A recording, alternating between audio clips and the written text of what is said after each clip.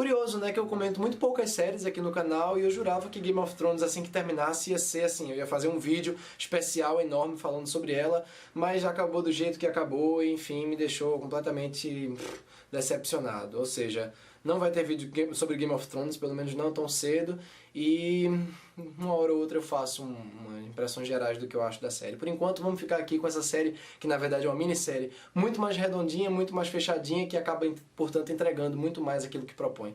Vamos embora que eu vou explicar por quê.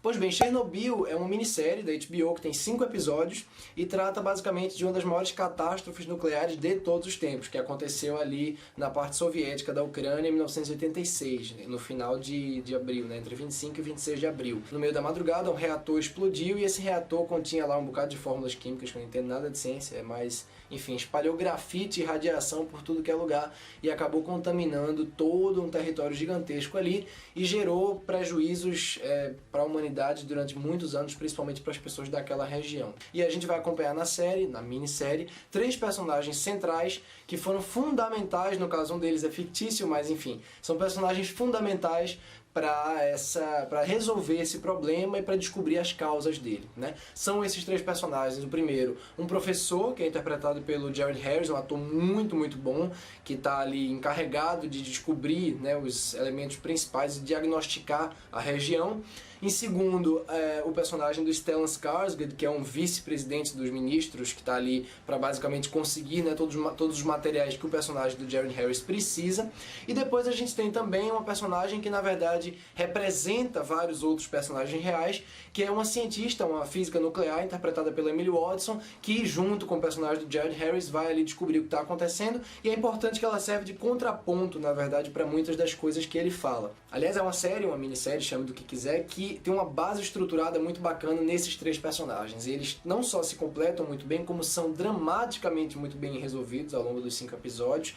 E é muito legal porque tem muita química, muita ciência para ser explicada, e da forma como a coisa é feita aqui, da forma como os diálogos são escritos, ao contrário, por exemplo, de alguns filmes do Christopher Nolan, de Interestelar e A Origem, não precisa que a exposição fique com cara de artificial. Ela vem naturalmente, até porque os personagens às vezes pedem que essas explicações aconteçam. Então, eu, pelo menos que eu já falei, não entendo absolutamente nada de química, sou zero à esquerda mesmo, a gente começa a ficar engajado nas informações, porque eles falam de um jeito que é verossímil, mas também não é tão complicado, é razoavelmente didático, sem ser hiperpedagógico, né? Sou muito fã do Stellan Skarsgård, e ele faz um personagem aqui que, a princípio, parece unidimensional, parece sei lá, um cara partidário, super rígido e grosseiro, e aí esse cara sutilmente vai revelando camadas do personagem dele, e chega no final ele acabou sendo meu personagem favorito, de longe, da minissérie. Não gosto muito da personagem que faz o papel de uma esposa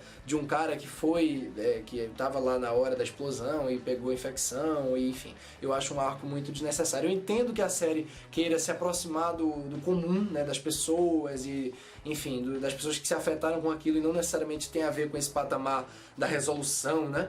Mas eu acho que atrasa um pouquinho a narrativa, e essa personagem, inclusive, toma algumas decisões ridículas e difíceis de aceitar. Acho que também foi isso que me fez antipatizar com esse núcleo. Também não gosto muito do núcleo ali do Barry Keoghan, que é um ator sensacional, que foi uma revelação pra mim no Sacrifício do Cervo Sagrado do Yorgos Lanthimos. Eu acho que o personagem dele aqui tinha até potencial pra, de repente, ser um paralelo pra toda a história, mas a função que dão pra ali não me convenceu completamente, não. O 4º episódio é todinho centrado numa certa situação que eu sinceramente acho uma certa digressão. Mas pra mim isso tudo são pecadilhos, principalmente porque o elemento central aqui é a urgência da situação. A minissérie já começa, né? O primeiro episódio coloca você diante daquela situação ali na sala de controle, onde o comandante Dyatlov, que foi na verdade o grande responsável talvez pelos acontecimentos aqui, tá dando ordens super arbitrárias ali pros subordinados dele, e a gente, mesmo sem ter muito conhecimento de causa, eu pelo menos não fazia muita ideia de como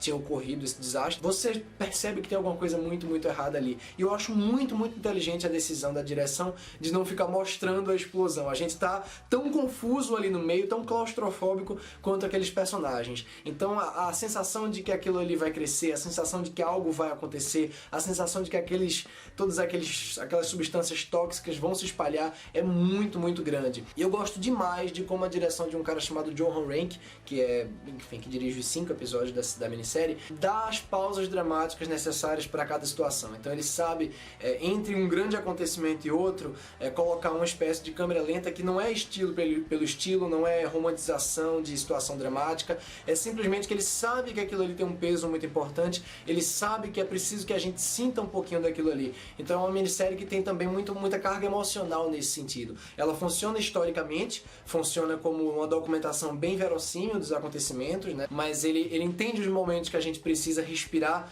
no caso, não respirar, né? Apenas sentir. Então tem um momento, por exemplo, que é belíssimo na minissérie, em que, acho que é no primeiro episódio, em que o pessoal tá numa ponte, que hoje em dia é chamada de a Ponte da Morte, todo mundo admirando, né, aquela situação ali, admirando mesmo, porque o pessoal não sabia exatamente o que era, olhando de longe aquela explosão e vendo um bocado de cores na fumaça, e a gente vê as cinzas, né, batendo neles, que na verdade não são só cinzas, e as consequências disso mais pra frente a gente vai vendo. O segundo episódio também eu acho brilhante, porque ele vai passando um pouco da fase política, da negação do Estado e não sei o que, e passa pra parte das consequências diretas mesmo, né, e da coisa de vamos resolver, e agora o que é que faz? E agora o que é que faz? Entram os mineiros, que carrega você junto com aqueles acontecimentos, sendo ao mesmo tempo precisamente histórica, precisamente objetiva, se sustentando muito bem em termos de exposição e de drama nesses 3 personagens centrais, muito, muito bem interpretados, e tendo também esses espaços dramáticos para também não ficar com cara de documentário, né? Então é um equilíbrio brilhante, muito, muito bem construído,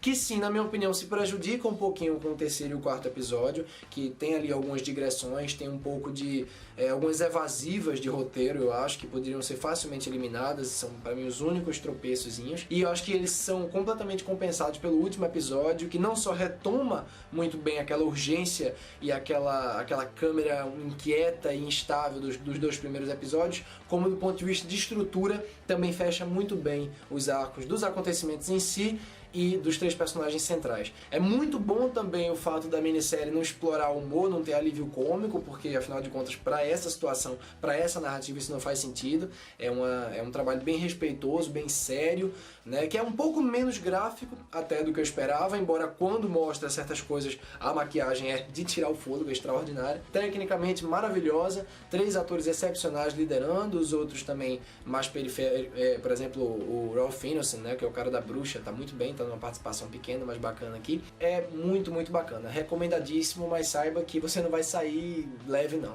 vai ficar na sua cabecinha e é pesadinho. Por essas e outras, a minha nota para Chernobyl vai ser 8,5. É isso, eu vou ficando por aqui, gente. Eu espero que você tenha curtido o vídeo. Se você de fato curtiu, não se esqueça de deixar o seu like aqui embaixo, né? Se inscrever no canal. Se não curtiu também, deixa o dislike.